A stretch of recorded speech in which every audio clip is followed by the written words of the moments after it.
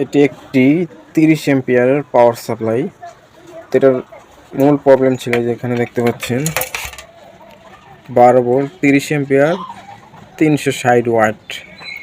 তো এই পাওয়ার সাপ্লাইটির প্রবলেম ছিল কোনো পাওয়ার আসতো না। ফিউজ চেক করলাম, সব ঠিক আছে। এখানে বড় বড় দুইটি মসফেট আছে। এই যে মসফেটের মান আপনাদেরকে দেখিয়ে দিচ্ছি। এই যে দেখতে পাচ্ছেন, এই যে দেখা যাচ্ছে না তো,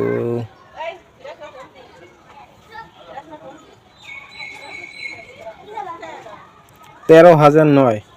তো এই মসফেট এটা ছিল। আরেকটা কই, এই যে এই দুইটা এখানে ছিল, এটার পরিবর্তে আমি এরকম দুইটা লাগিয়ে নিয়েছি। এটা হচ্ছে অরিজিনালের, মার্কেটে এগুলো পাওয়া যায় 13,009, সেম কাজই করে। তো আমি এই দুইটা লাগিয়ে নিয়েছি। তো আমার এই দুইটা নষ্ট হয়ে গেছে। এখন আমার পাওয়ার সাপ্লাইটি ফুল ওকে হয়ে গেছে, শুধু দুটো মসফেট চেঞ্জ করছি। আমি লাইন দিয়ে যদি আপনাদেরকে দেখাই, তো এই যে আমি লাইনটা দিয়ে দিচ্ছি। ফ্যানটা ঘুরতে শুরু করবে, ফ্যানের দিকে ফলো করেন। এই যে ফ্যানটা রানিং হয়ে গেছে, এই যে ইন্ডিকেটরও জ্বলে গেছে।